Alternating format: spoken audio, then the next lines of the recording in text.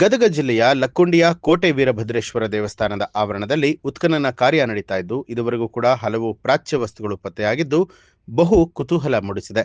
ಚಾಳುಕ್ಯ ರಾಜರು ಆಳ್ವಿಕೆ ನಡೆಸಿದ ಐತಿಹಾಸಿಕ ಲಕ್ಕುಂಡಿಯಲ್ಲಿ ಸತತ 12ನೇ ದಿನದ ಉತ್ಖನನ ಕಾರ್ಯ ಆರಂಭ ಆಗಿದ್ದು, ಉತ್ಖನನದ ವೇಳೆ ಅಡಿಕೆ ಆಕಾರದ ಶಿಲೆ ಪತ್ತೆಯಾಗಿದೆ.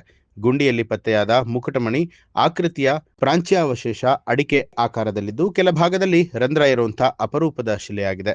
ಕಿರೀಟ ಅಥವಾ ಶಿಲೆಯ ಮೇಲ್ಭಾಗದ ವಸ್ತು ಭಗ್ನ ಅವಶೇಷದ ರೀತಿಯ ವಸ್ತು ಆಗಿದ್ದು ಬಹು ಕುತೂಹಲವನ್ನ ಮೂಡಿಸಿದೆ.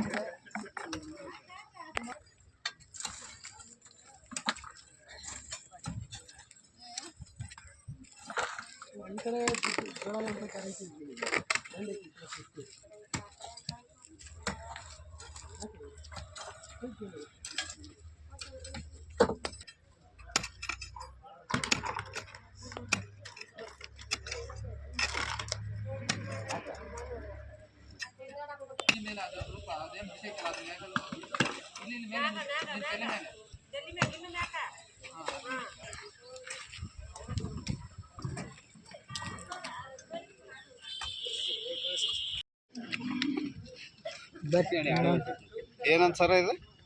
ಮುಕುಟಮಣಿ ಅಂತ ಅಂದ್ರೆ ಈ ಸಣ್ಣ ಸಣ್ಣ ಮೂರ್ತಿ ಮೇಲೆ ಏನ್ರ ಸಣ್ಣ ಕಿರೀಟ ಆ ಕಿರೀಟದಕ್ಕೆ ಮೇಲೆ ಇರುವಂತ ಮುಕುಟಮಣಿ. ನ್ಯೂಸ್ ಅಲರ್ಟ್ ನಿಮ್ಮಿಂದ ನಿಮಗಾಗಿ.